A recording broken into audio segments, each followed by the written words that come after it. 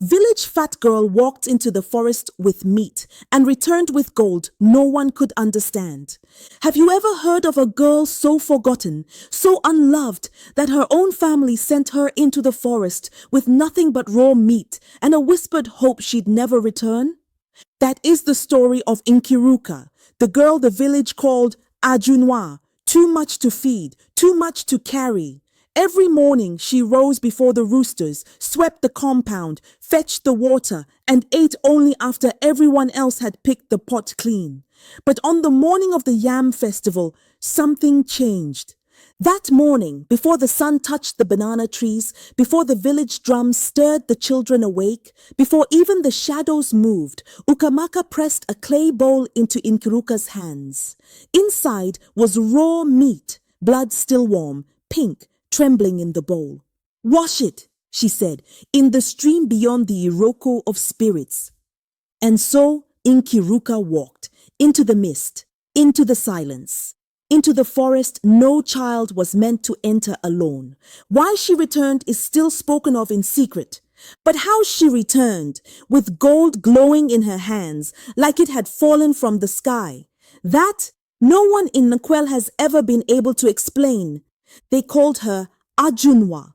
Too much child, too much body, too much hunger, too much of everything the village of Nkwel had no room for. Nkiruka knew the name wasn't meant kindly. She heard it whispered when she walked by with her clay water pot, heard it laughed behind woven mats when she bent to sweep the yard. Her stepmother, Ukamaka, rarely used her real name. "Move, fat one," she would snap, eyes rolling. "Your shadow is blocking the sun." At night, Nkiruka curled beside the hearth on the bare mud floor, while Ukamaka and Kambili, her stepsister, slept on mats raised with woven comfort. She dreamed of her mother's arms, of a voice she barely remembered telling her she was made from stars. No one said such things now. Kambili mocked her most. "You eat like a goat, but move like a snail," she'd hiss. Nkiruka never answered. She had learned silence was safer than hope. But in the quiet moments, just before dawn, just after chores, she would kneel beside her mother's grave and whisper, "Am I really too much?" The wind never answered. But somehow the silence hurt less than the laughter. The sun had not yet risen when Ukamaka clattered into the courtyard, her voice sharp enough to slice morning itself. Today was the Yam Festival, the most sacred day of feasting in Nkwel. Every compound would slaughter goats, pound yams, boil bitter leaf stew. Every child would dance, every elder would drink palm wine until the drums fell silent. But in Ukamaka's house, there was only one thing to cook, a small bowl of raw goat meat, gristly and red, glistening in a clay bowl like something already gone bad. Nkiruka stood waiting, arms crossed over her stomach. She knew better than to ask questions. Ukamaka didn't look at her when she shoved the bowl forward. "Go wash it," she said. "In the stream, the one beyond the Iroko of spirits." Nkiruka blinked. The forest beyond the Iroko. No one went that far. Even hunters turned back at its edge. Kambili smirked from the doorway. "Make sure it's very clean," she said. Nkiruka took the bowl. The meat was cold in her hands. She walked away without a word, past the banana trees, past the last hut, into the path where even the birds did not sing. Ukamaka watched her go and did not expect her to return. The village disappeared behind Nkiruka long before she found the courage to look back. The path ahead narrowed, swallowed by towering trees whose roots curled like ancient fingers gripping the earth. Light barely touched the ground. A green mist drifted low, brushing her ankles like something alive. Every step felt like crossing deeper into a story elders warned children never to repeat. Leaves rustled, but no wind moved. Something watched her. Many somethings. Eyes glimmered between branches, glowing faintly in the dim. A panther's silhouette slid across her path, silent as breath. Farther off, antelope shapes hovered like carved spirits come to life. And deeper still, she heard the slow drag of scales through underbrush. Nkiruka clutched the clay bowl tighter. The meat inside trembled against the rim each time her hands shook. She wanted to turn back, to run, but home was a place where cruelty waited. Here, at least, the forest made no promises. The path curved abruptly, revealing the Iroko of spirits. It rose impossibly tall, its trunk carved with faces that did not look carved at all, faces that seemed to follow her, blinking slowly, knowingly. She swallowed hard. There was no turning back now. The air around the Iroko thickened, as if the tree itself breathed. Nkiruka stepped carefully, the bowl of meat cradled in her arms like something sacred. Then she heard it, a low growl, not threatening, but hollow, hungry. From the undergrowth, the black panther emerged, its eyes two burning embers. Beside it, an antelope stepped silently into the clearing, its antlers like twisted branches. And winding between their legs, a serpent thick as a child's waist, uncoiled with a hiss that sounded like wind through bones. They did not pounce, they circled, watching. Nkiruka froze, heart hammering. She had no weapons, no plan. Only the meat. Slowly, with trembling hands, she knelt. "I don't have much," she whispered, "but you need it more than I do." She placed the meat on the mossy earth and stepped back. The panther sniffed first, then the serpent slithered forward. The antelope dipped its head low. They devoured the offering without a sound. Nkiruka stayed still, breath shallow. She felt something shift, deep beneath the roots, under the soil, behind the eyes carved into bark. The forest was listening, and something old had just awakened.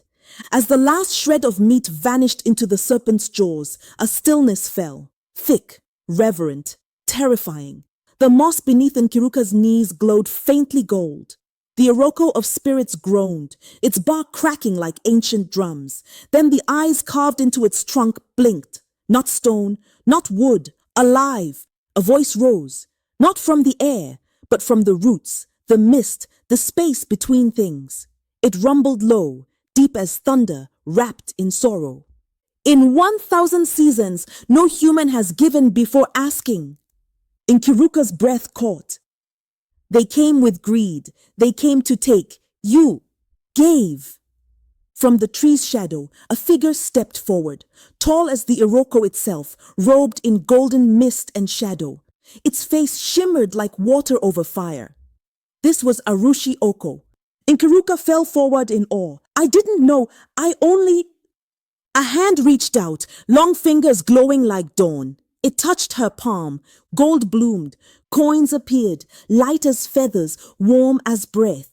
They floated around her hands like fireflies.